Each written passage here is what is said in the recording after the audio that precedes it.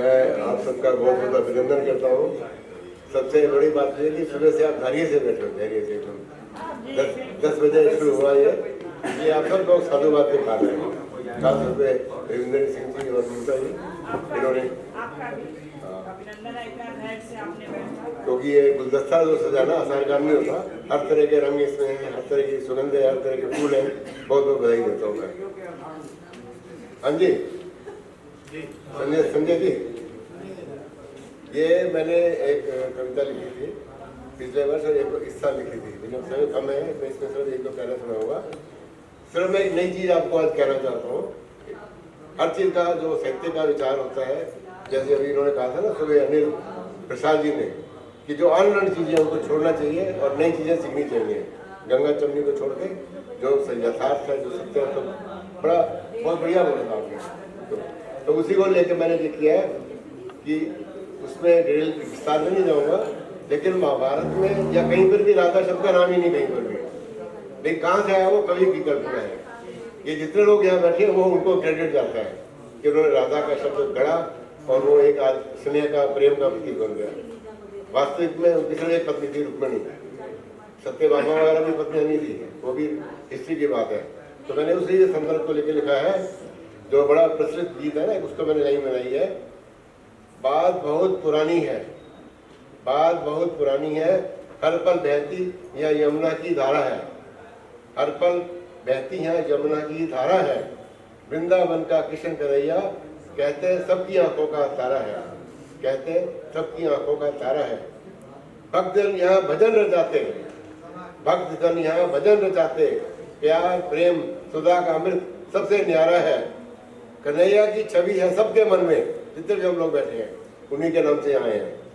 कान्हा सबकी आंखों का तारा है, दूर दूर से आते लोग यहाँ, तीर्थ लगता है ये सबको दिल से प्यारा है। पुरानी कथा का सच कुछ भी हो, ये पुरानों में से लिए कथाएं। पुरानी कथा का सच कुछ भी हो, बहती यहाँ शीतल जलधारा है। मुरली की मीठी मीठी धुन गूंजे, ये तो यथार्थ सत्य है। वो मुरली बजाते थे और आनंद करते थे बचपन में। मुरली की मीठी मीठी गूंज दुखे, हर दिल में ये उल्लास भरे। कृष्ण की बालक लीला में गीत सुने हमने श्रृंगार भरे, राग रंग भरे। कृष्ण सदैव मानव हित का चिंतन करते। आप उनका महाभारत देखिए, उनका रोल देखिए, ऐसे जब उन्होंने गीता को उपदेश दिया, जरासंध का वध किया, कंस का वध किया, या जैसे वो बताते हैं कि पर्वत उठा लिया, सब चमत्कार नहीं थे, सब हुए उसी तरह के। उनका स्वरूप अलग होगा, लेकिन मुख्य निष्कर्ष के बड़े बहादुर थे वो, और विद्वान भी थे वेदों के। कृष्ण सदैव मानव हित का चिंतन करते, यही था उनका सदविचार। युद्ध ना हो महाभारत का कभी भी, विनाश से सदैव बचे सारा संसार। युद्ध ना हो भारत का कभी भी, ये उनके मन में सपना था। विनाश से सदैव बचे सारा संसार।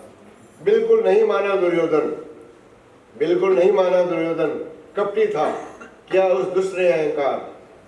तभी बात हाथ से निकल गई, सब लाखों का हुआ युद्ध में नरसंहार, नरसंहार। बाल रूप में खेल खेल में, बाल रूप में खेल खेल में, सुसंस्कारों बुद्धिमता का दीप जलाया। धर्म नीति और प्रेम सिखलाकर, सिर्फ प्रेम नहीं, धर्म और नीति भी, धर्म नीति और प्रेम सिखलाकर जीवन के पथ पर प्रकाश फैलाया। डिप्रेशन में गए अर्जुन को भी उसने रोशनी दी। अब मैंने अपनी तरफ से कहा है कि कान्हा को मत बदनाम करो, और सिर्फ रसिया नहीं है, रासलीला वाला कृष्ण नहीं है, उसके 10 रूप है बड़े बड़े। आप उसका दिव्य स्वरूप उसने दिखाया था उसको, इतना बड़ा दिव्य स्वरूप जिसके अंदर पूरी सृष्टि दिखाते हैं वो। कान्हा को बदनाम मत करो, छोड़ो तुम गढ़ी हुई कथा कहानी को। राधा केवल कवि की कल्पना, बन गई है स्नेह सुधा की धारा है। अंतिम पैराग्राफ है, एक प्रश्न, क्या राधा थी मौसी कृष्ण की? कुछ किताबों में लिखा है कि वो मौसी थी, या वो थी कृष्ण की बाल सखा।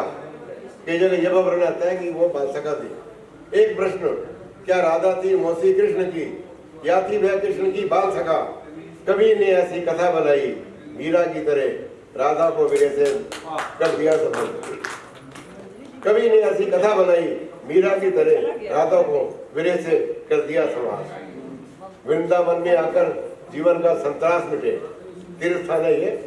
वृंदावन में आकर जीवन का संत्रास मिटे, तीर्थ का बन गया ये अनुपम द्वार। वीरों में भी शेष सदावे, अत्याचारी राजा कंस जैसों का कृष्ण ने किया संहार। रुक्मणी जैसी पत्नी उनकी, आदर्श गृहस्थ का किया आजीवन पालन, आदर्श गृहस्थ का किया आजीवन पालन। वृंदावन का धाम है योगी धाम की पावन नगरी, हमारे पुरखों की शान।